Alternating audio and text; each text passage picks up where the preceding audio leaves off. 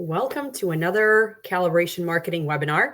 Thank you everybody for signing up, for listening in after the fact. Today we have an interesting conversation that we're going to go over, which is insurance renegotiations. It's something that I personally have not had to deal with, but it is a large portion of what the clinician has to think about, whether they're an owner or they're managing a practice, or perhaps you're a clinician that is looking to start your own practice. And these are things that are just the reality. And sometimes they're often scary. And you just kind of sign up to something and you say, okay, well, that's good enough. And it just doesn't get revisited. So we have some really great guests from MOZN Solutions and After Transparency on to kind of remove the veil and make this topic not so scary and offer their expertise on it, as well as some successes and wins that they've had in this area. But before we jump into that, a little bit about calibration marketing. Calibration marketing was started with the goal of being able to offer support services from a marketing or product go-to-market standpoint, market intelligence, offering that up to smaller entities that are not able to onboard somebody like myself. I come from the O&P background so far for the last 8 years. And I've seen a gap where there's a need for these types of skills and this kind of work, but there just isn't enough training time or funding to be able to onboard a full-time person. So the whole goal of calibration marketing is to offer that to those entities, be it on a project basis or part-time or ad hoc or what have you. So check out calibration.marketing. That's our website for more information on all of that, as well as some great downloadables that have been added recently and some past videos that we've had with other manufacturers.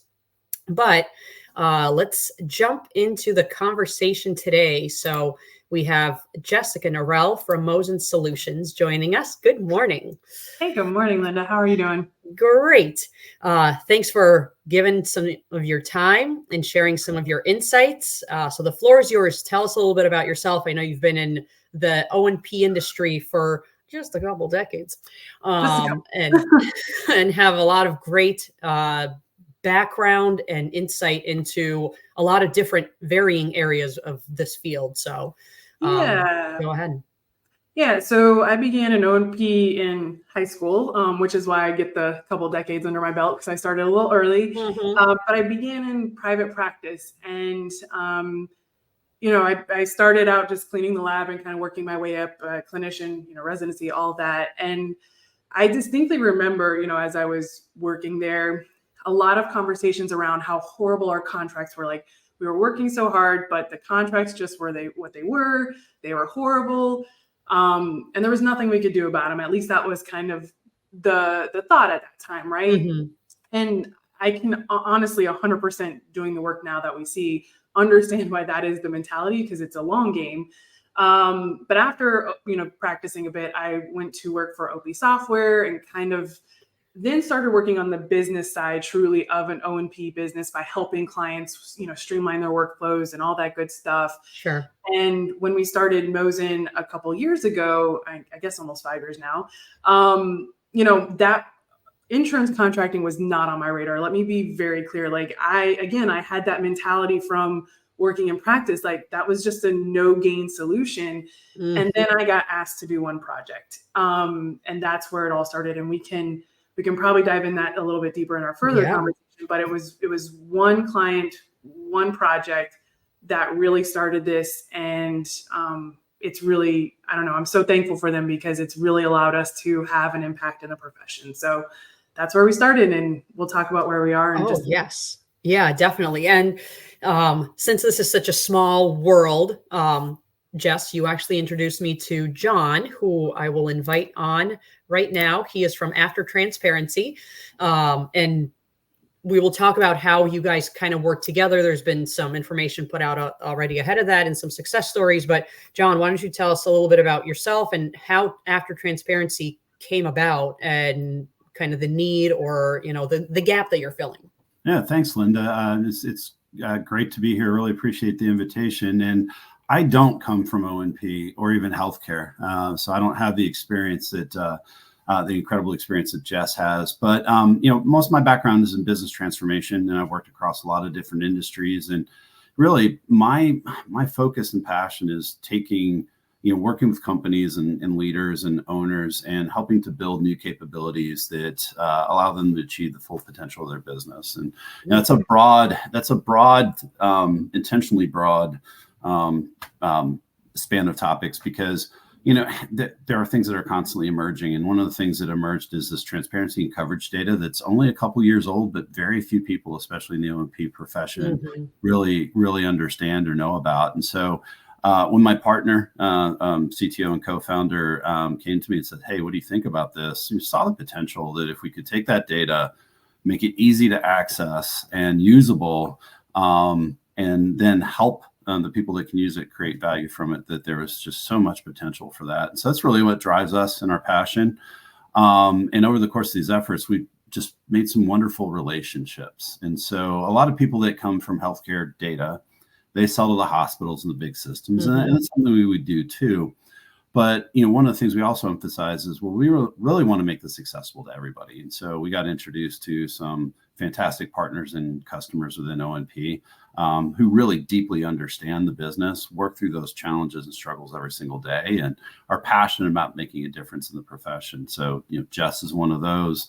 There are a few that probably are on this webinar that we met along the way that have been incredible contributors to this. And we're just excited to see what the potential is. And we're most focused on not just getting the data into the hands of people that can't normally get it, but then creating value. And that's where people like Jess come in, and how we work together is, we're constantly working with her to make our data better, more accessible. One thing that excites us are the wins that we hear. And we were just sharing before getting on this, some incredible results that Jessica's had just in a short period of time, leveraging our data. And that's really what drives us is, most areas of healthcare that we work with, they're talking about multiples, their rates being multiples of Medicare. This is one of the few areas in healthcare, and we work with a lot of them, where you're talking about a fraction of healthcare is where your rates stand. And so we're really motivated to change that. And we feel like there's a lot of different ways that the data that we can provide in the hands of the right experts and leaders and services can really make a difference. So that's what we're here today.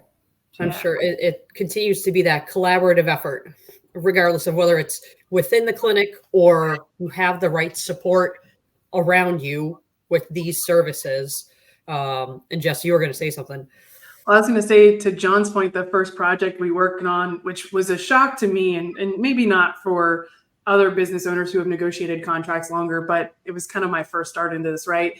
Was we had worked with a lawyer because we were doing an association group contracting project. And in talking to the lawyer, he was shocked. He was like, "Wait a minute, you guys aren't a multiplier of Medicare. You are below Medicare." And he was like, "What does that even look like for businesses?" And he was floored. Every medical professional you talk to outside of if you kind of give a broad range of reimbursement, we are below. And so we are like in a deficit trying to work out of this. But I think where John and I, our fire comes from is we know we can do it. The potential is out there for the profession. We have to want to do it. And that is the hardest part, is taking the data from John, myself, and putting it into action. But yeah, if you ask anybody outside our profession, any medical professionals, they'll go, "Excuse me, what? You're accepting something below Medicare?"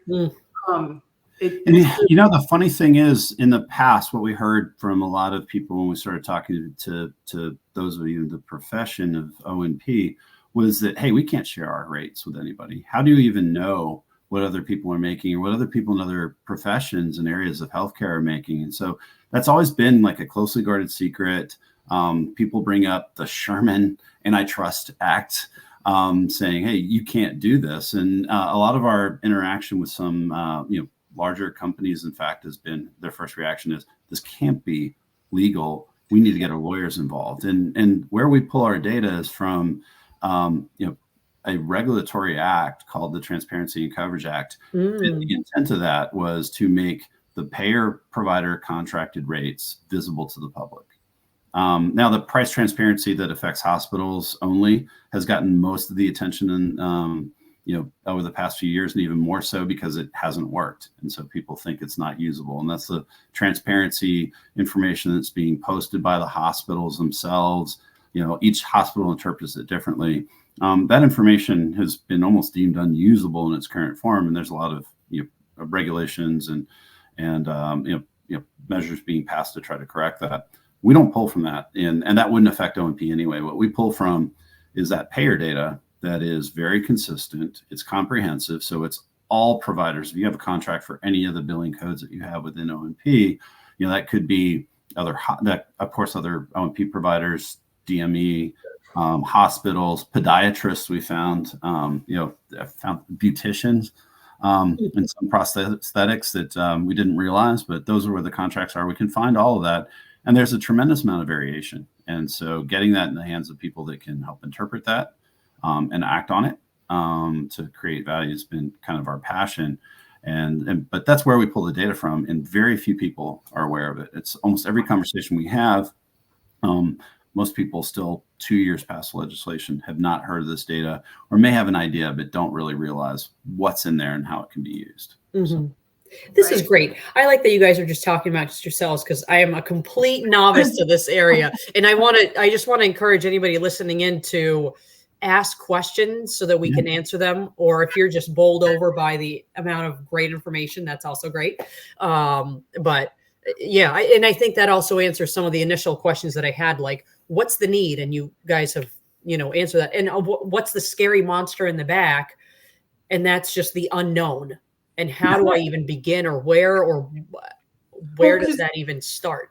Going into negotiations, you don't know what your floor and your ceiling is typically, right? Like, you just know what contract you signed and when, hopefully. Hopefully you have your contracts centralized and you have them all together, and when you last signed one, what the rate was, what year of Medicare it was, right?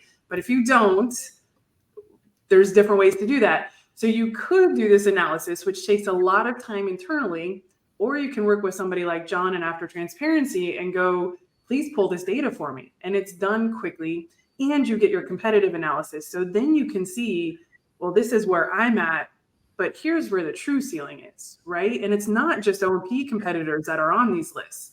There are people who are doing other things outside of O&P, but still get rates for our fee schedules that you can look at as well. So it's a huge time save to look at John's data versus trying to figure out in your EMR system if your fee schedule is up to date, if it's based off your last contract, what that last contract was. I mean, you should still have your contracts on you, mind you, but John's data allows us to do it much quicker and faster with real data. And then when you go to negotiate, you have that data from their website to use, right? Like, you're using their data against them. You're not using. It's really funny you said it. Just one thing that's been kind of beaten into my head from our conversations and with a lot of O&P customers is that how hard it is just to get your own fee schedule. And if you don't know where you stand, why is that? If I can interrupt. I think in part, I admire the profession, because a lot of the leaders and owners out there are really focused on providing an exceptional service. And just like any other business like that, you also have to know, like, hey, are you able to make money doing that? Or are you getting a fair deal? And part of the frustration I hear from a lot of customers is, well, I've never been able to get, an understanding of where I stand in the market. Contracting is kind of an afterthought or necessary evil. And, I want to focus in other areas. And, that's fantastic. That's what's really amazing about your profession. But unfortunately, leaving opportunity on the table to really, increase your revenue and have things hit straight to the bottom line, so you can improve that service and what you provide is really the opportunity there. And so, we've gone into organizations, and it's not just O&P; it's across healthcare, and they haven't updated their contracts in years because they didn't really see the opportunity. And so we want you to see the opportunity. Just by getting your own contracts, you may realize, oh my gosh, I'm not at the latest Medicare rate, and so I'm leaving money on the table. Or, hey, I'm not even billing that same way. We found several customers that they're not billing to the latest rate. So if you have an escalator with a payer and you haven't, adjusted your billing accordingly because you didn't know any better because you weren't looking at your contracts, you can leave several percents on the table, and they're not going to tell you that. Hey, you're billing 5% less than you should, right? Yeah, or they're billing at the correct rate, but they're getting a contractual adjustment, and their billers who aren't like, there's no flag in an EMR, right? Like, and this is not against the EMR. This is, I wouldn't know an EMR to do this, but there's no flag, and they're saying, hey, you're not hitting your exact contractual adjustment. When they get an EOB, it lists a contractual adjustment, the biller applies it, they move on. So in order to go back and analyze all your contractual adjustments, I mean, that's incredibly time consuming, but we have been able to take the data from After Transparency and say, hey, for these codes, are you getting paid this amount? And we've had clients who have been able to recoup $200,000 quickly because they weren't getting paid what they were supposed to be paid based off their contract. Yeah. And some payers won't even give you that contract. I've had several say, well, I can get 20 rates every couple of weeks in a PDF file that's near impossible to manage and update. And one of our early customers in a different profession, when we started talking to them, just asking questions, because we're still learning constantly about EMR and contracting and how we can make our products better and more suited to help people like Jess and others create value for you. My CTO was asking questions about, hey, are you guys using the right contracts? Come to find out they weren't, and they were leaving tens of thousands of dollars on the table, had no idea from their internal error. And it was so easy to catch just by asking the right questions and comparing to what you should be putting into your systems. And that's hard to catch. Yeah. But Linda, I think you asked a good question of like, why is it so hard to get, you sign a contract, it's set to a rate. Why is it so hard to get your contracted rates from a payer? That's $1 million question. They make it very hard. There are some payers where you can say, hey, give me the fee schedule. They'll email you a PDF, and then you still have to kind of get your reports. There are some that say, oh, it's go to Availity. It's in there somewhere. They're not motivated. Also, we have an incredibly long fee schedule, and John can kind of give some off-the-cuff comparisons, but we have like 800 codes in our fee schedule compared to other healthcare professions that have far less than that, like 10% less than that. And so we have I guess to give the payers some credit here, they have a lot more to manage with our fee schedule than they do with other medical professions. Yeah, I would say, there are a lot of specialties that we work with, like urgent care. There are like 30 codes max that are really relevant. There are some that are low as like 4, right, that are really relevant. And one of the things that we like to do is talk about what matters most. And even within O&P, like you said, there are 800 codes, but there are probably going to be about 50, worst case 100, that are your top volume codes, even across all the categories if you got a broad range of services. So we focus on those things that are relevant, right? High revenue, high volume, strategically important, and being able to see those and pull those out of even a list of 800 and make that part of your decision-making process. That's part of what we love to do, right? So some of these fee schedules can get complicated. O&P is probably the largest specialty one, maybe surgery centers, because they tend to be part of a bigger hospital code set that's thousands.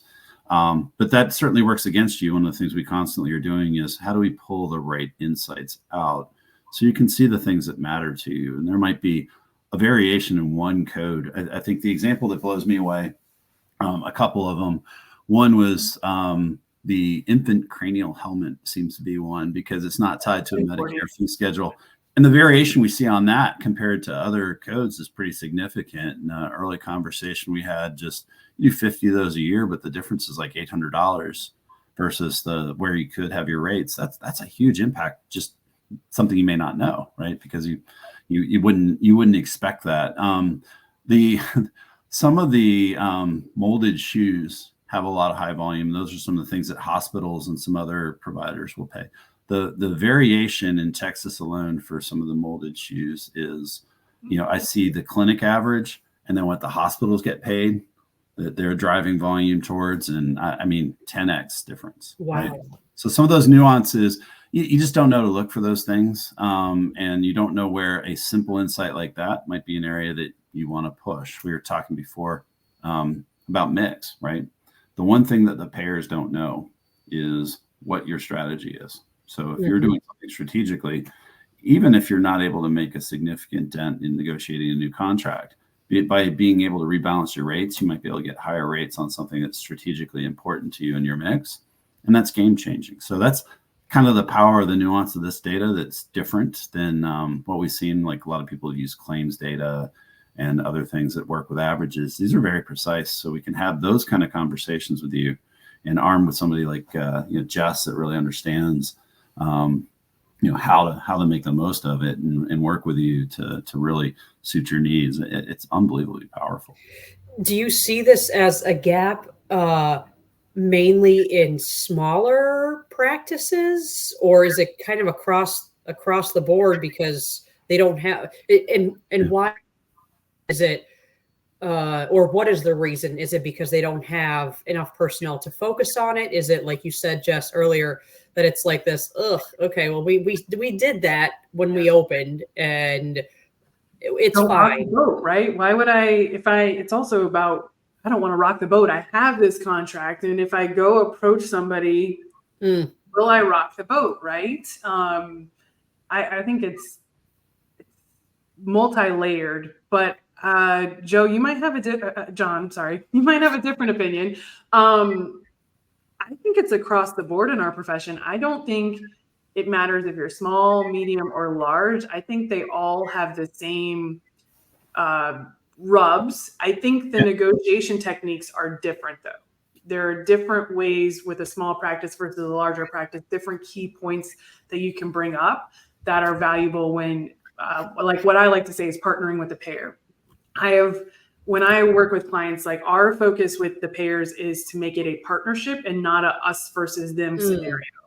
And so we talk about outcomes, measures. We talk about the timing of appointments. We talk about how long it takes to deliver a prosthetic device, an AFO, because part of our conversations are to separate this concept of DME and O&P. Because we are lumped in with DME in this fee schedule, that's all these insurance companies know is DME at the forefront, and then O&P sends us these big bills and we don't understand why.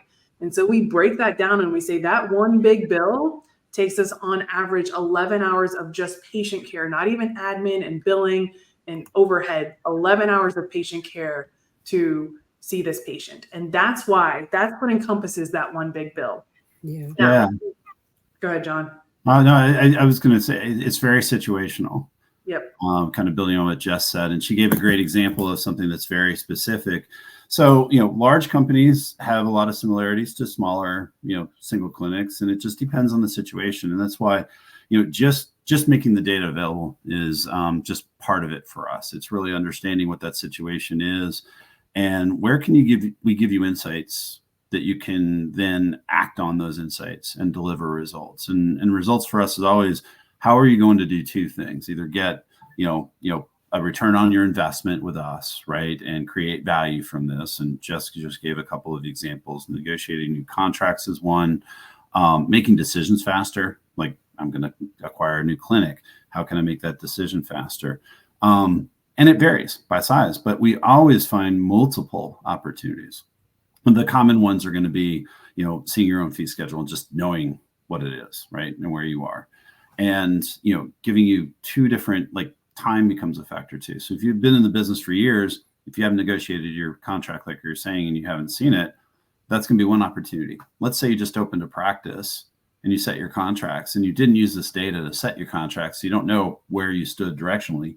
You took the payer's word for it that, everybody has the same rate. Well, what we found, I think we did 3 samples of this in the past couple of days, where somebody from the payer was told a provider something, and we've gone and pulled the data and refuted that and said, well, no, that's not entirely true.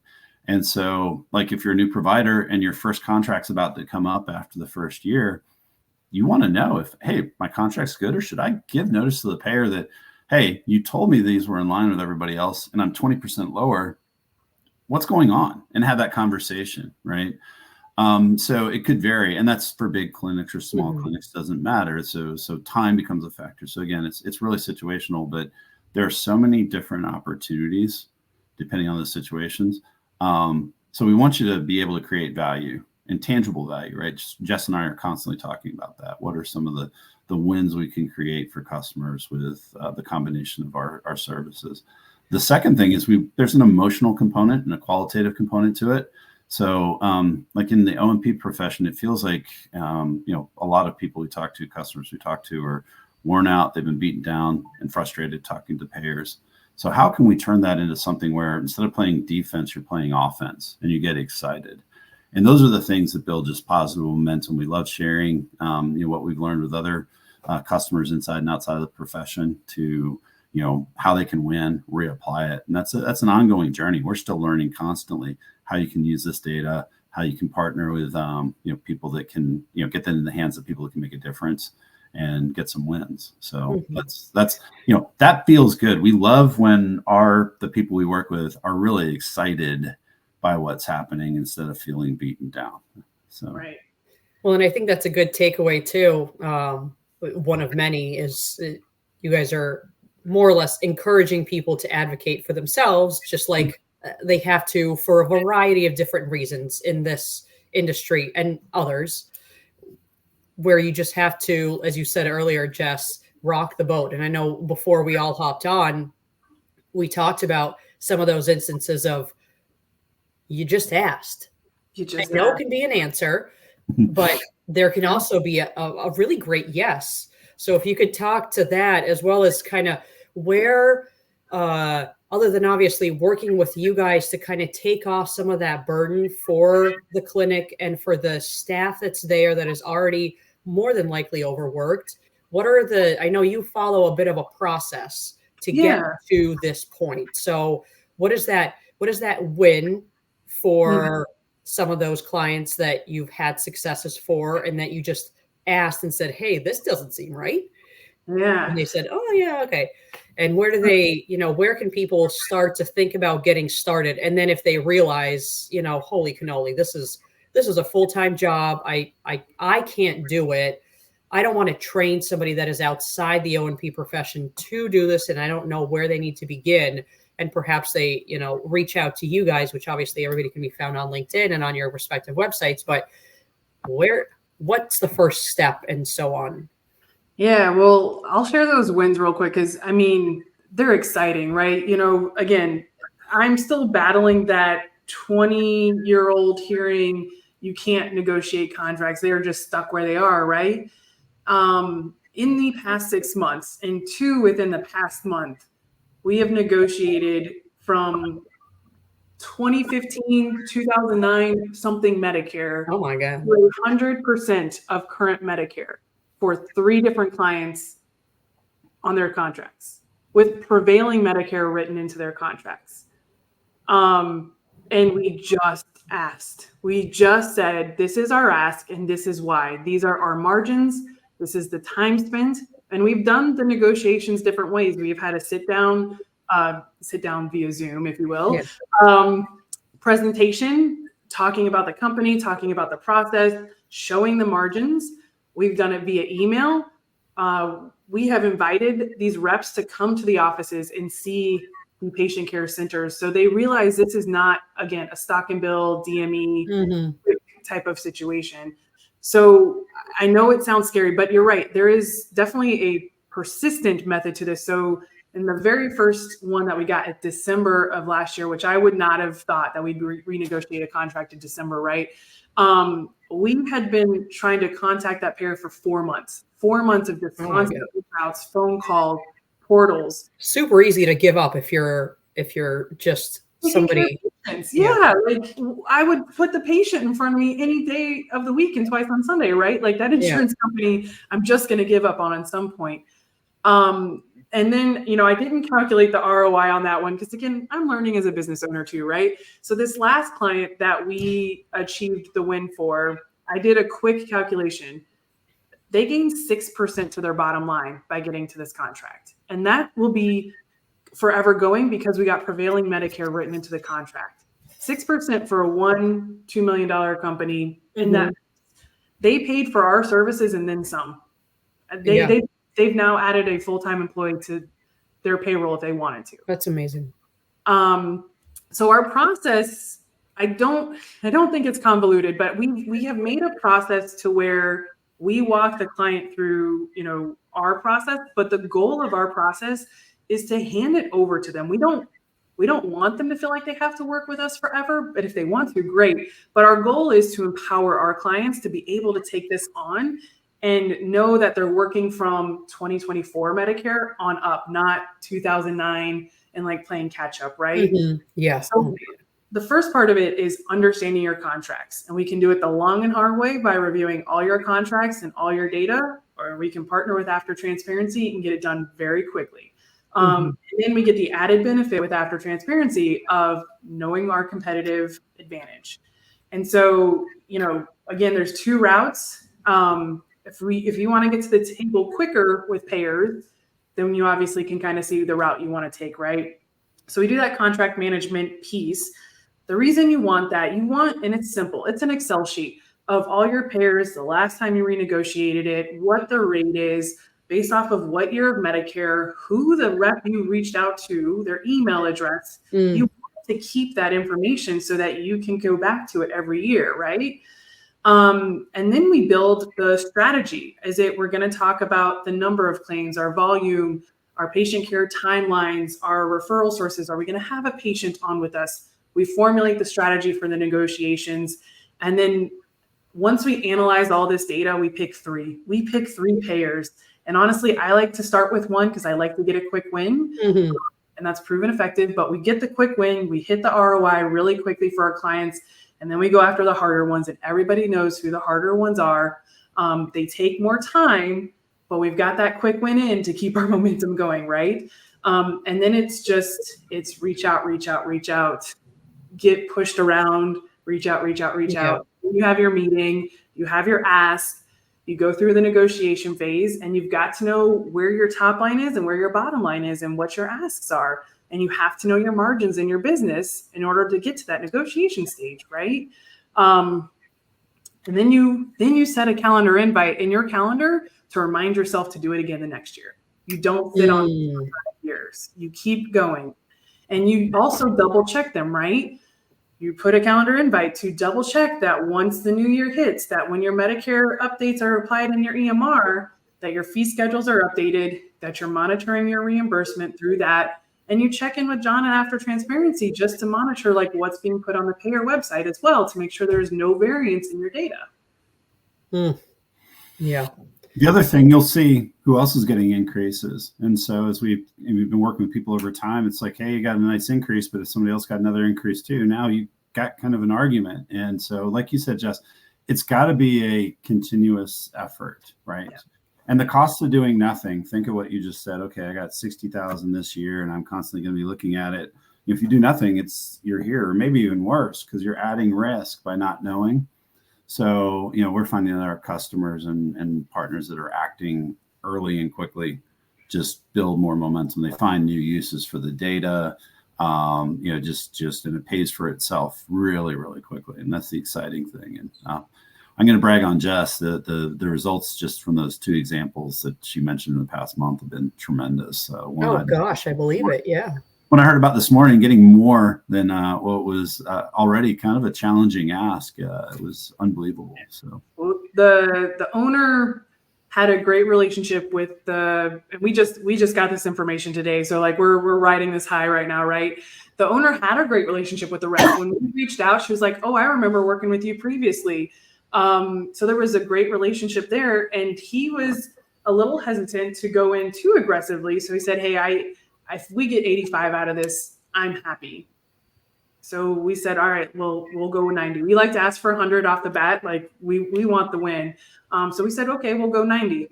She said, yes. That's incredible. Said, okay, that's great. And now you have the best contract in your area. And that's how it went, Yeah. And I think I know we're a little bit over time, but I think it's a great conversation to have and to issues to address. And again, kind of lift that veil of you just have to ask and start somewhere. In terms of that, I know one of the things that you guys wanted to address is step one is, can you find your current contracts and are they up to date? Yes. And so is that part of the burden that people just don't even, because perhaps they've also, it's not the same person that started with the organization. There's been a number, or there hasn't been anybody because it's just been a sole proprietorship, more or less. And now they finally brought somebody on and they have to dig through somebody else's inbox, email. They don't even know where to begin. And so they're just managing front of office, the staff and that sort of thing. Is that part of the issue a lot of the times, that you just have to kind of force and handhold them to get and find their current contracts, or current, 2009? Yeah. I think that is the number one, I would advise, number one takeaway: either find your current contracts and create that contract management system, or work with After Transparency to understand even where to start with your contracts, right? Like, you could be posting payments and just seeing that, I'm just going to use two random payers here, Aetna's worse than Ambetter. But when John runs your numbers, the actual percentage looks better because your fee schedules are off in your system, right? So you've got to look at multiple points of view here, but the first step is just knowing where your contracts are based off of current Medicare.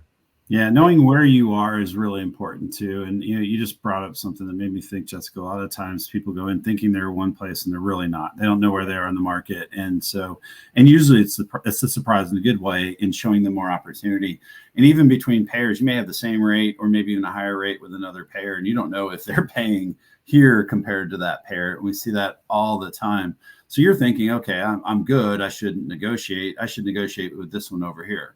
So if Aetna's got that lower rate, I'm thinking, okay, my opportunity is to raise it here, where UHC might have this much opportunity. Now you can raise both, but you wouldn't have known that. You would have put your effort over here in Aetna instead of UHC. So Right.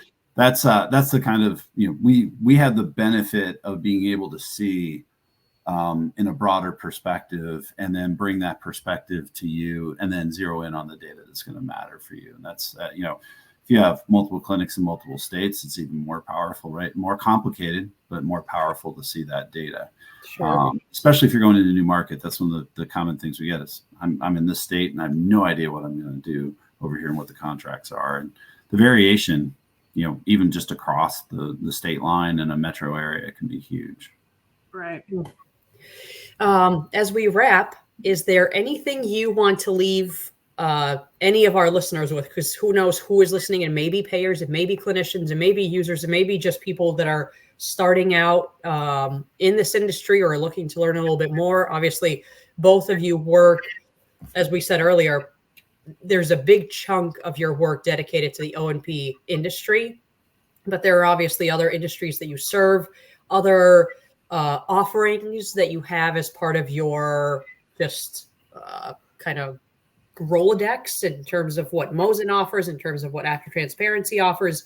So, the floor is yours to kind of address some of those areas. And obviously we talked about some of them in terms of training the people and some of the other areas that you look at, John, those urgent cares and surgery centers and things like that. But take it away. Yeah, I'll start because mine's really short. I mean, we focus on the price transparency data, and we're hyper focused on making sure it's efficient and accessible and easy to get to, and then it gets used to create value.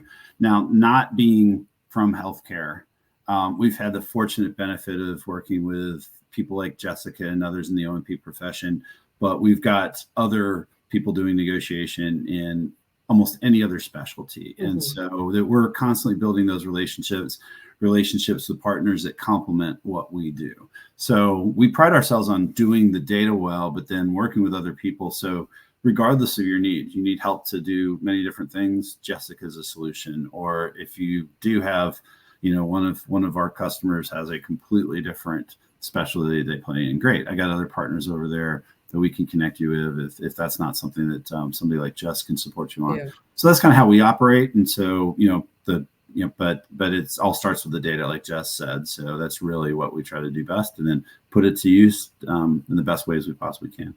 Yeah. So I would leave, and I see we have a question here. I would leave on this one sentiment. Contracting is a professional problem. It is O&P has to own this together, whether you are in the acquisition market and you are one of the larger corporations or you are a small one. We've got to do this together. Like rising tides lift all sails in this space. So the more we can negotiate at rates that actually pay at a margin that is sustainable for our businesses and not undercut just to win out something, the better off our profession will be. And exclusive contracts hurt our profession. So we do not negotiate any exclusive contracts for any of our customers. We are very open about that because, again, we believe that contracts help all the businesses, help the patients, help the profession. So I would leave everybody with that. Like, do this not only to help your business, but do this to help the profession. Yeah, no, and go ahead if you want to address that question. Somebody asked, I don't yet understand what data is available. Allowables by market, payer, provider. So what, if you could clear some of that up between the both of you guys? Yeah.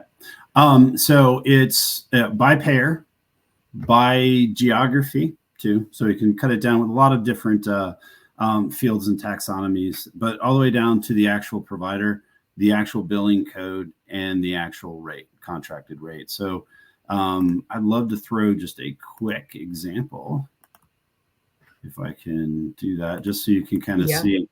I think I actually shared this example. I doctored this to protect the innocent.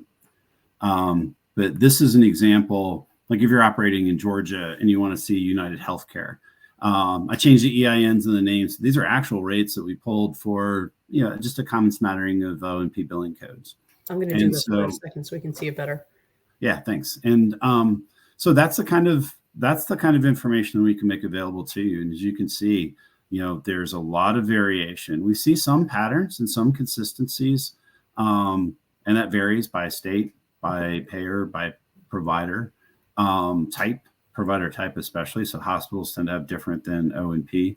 But this is the information that we can make available to you. And we start just with pulling your own rates so that you can see those exact contracted rates that you have in your contracts with the fee schedule details for all the billing codes that you're contracted for, but others also. So that's the exciting thing. Yeah. Susie, did that answer your question, Susie? Yeah. Hopefully that answers it. I think it's a great, that's a great visual. I'm a visual learner, and if anybody wants to screen grab that later, they can see this webinar back on LinkedIn or YouTube, and just to kind of get an idea of what we're working with here. Yeah. Yes. Wow. That was the response. What we actually use is even more complicated and deeper than that. And so there's a tremendous amount of information available, and more time than this webinar would allow. So you asked the question of how do you start? Reach out to either one of us. We work closely together, and we consider Jessica part of our team and vice versa. So she lends her expertise to how we support O&P customers, even if they don't contract with her, and vice versa. I'm always available to her with customers to support her with any insights that she needs. So reach out to either of us as a starting point, and we'll have a conversation and we'll share with you what we know. I like to hear about your situation. What are the problems you're trying to solve, strategic challenges? What's going on with your business, and ideally both of us are a part of that conversation and working with you to kind of see if we can figure out a way to help you solve that and show you the potential. Yeah. So we'll share more samples and details of the data and what it can mean, and help you find the right place to get started. And it's never too early to get started, even if you don't plan on contracting until later in the year. What we found is it takes a while to get familiar with this, see the potential, and to be able to act. And so you don't want to go right up against the wall when you're doing a negotiation, because you're not going to be fully able to use the benefit of the data and the services that Jess can provide. Give yourself some runway to really, get ready and, make a really smart strategic ask of those payers. And I want to take John's data just a step further, if we can all visualize, is he can provide that, but the step further is taking those rates and comparing them to the percentage of current Medicare. So when we get data from John, he tells me automatically, like, this is 57% of Medicare. I don't have to do any math, which is fantastic. I just get to see that right away. And I know that the data is real because it's coming from the payer website, right? So we see the numbers, but we also get a quick snapshot of what that is off of Medicare, which makes my life easy. Yeah. Yeah, like I can tell you, I actually had this up, so I'll spout it off. Like the percent of Medicare for all the providers across Texas, you can see it's going anywhere from 52 to like high 80s. And then there's a podiatrist that gets a little bit higher rate. We're not exactly sure why, but that's what I'm talking about. It just amazes me how small as a fraction of Medicare that rate is really. Oh, well, I hope people stuck around because holy cannoli, those were great takeaways. Well, we've got a lot more. That's just a few pieces of what we'll share with you as we have a conversation, show you what the potential is. Yeah, no, and I think as you said, Jess, too, the goal is to educate and help, and that's what these webinars are for, right? And I always say it to all of my guests. This is not intended to be a sales pitch. This is not intended to be you talk about yourself and how amazing you are. It's about informing the audience and letting them have this more personal interaction with whoever the guest may be and getting an understanding for the solutions, the products, whatever it is that are out there. And as you said earlier too, the goal is to educate, help walk them down the path. And perhaps that path is just take this away. Yeah. And eventually they learn enough and say, okay, I think we have more bandwidth, we have more people, we have more time, whatever the case is. And they learn from what you've done and take it on, but at least they have a starting point and they've done those initial steps that you've walked them through. And now they know, especially if it's a new person and they have no idea what they're doing. Yeah. Yeah. I agree. I mean, our goal is to take care of the business to prove the ROI. And if they get enough ROI, they could hire somebody part-time or, move positions around, like whatever that may be. But we want to leave the business better off than where we started with them, especially in the contracting space. Yeah. So with that, I want to thank our guests. Our next webinar will be, it's a bit of a series we're going to do over the summertime. We're focusing on a bunch of different product manufacturers, everything from bracing to upper and lower prosthetics, and sharing more about those products. The first couple are going to be a little bit of a startup story, as well as what they're offering the market, why it's different, who it helps. And again, the goal is to help educate clinicians, users, payers as to what is out there on the market and make them recognize why these solutions are needed, that they're not just, that they are medically necessary and are not a luxury. So hopefully you'll join us. More on that to come. And last but not least, thank you. The next webinar will be June 25th with Linda Extend.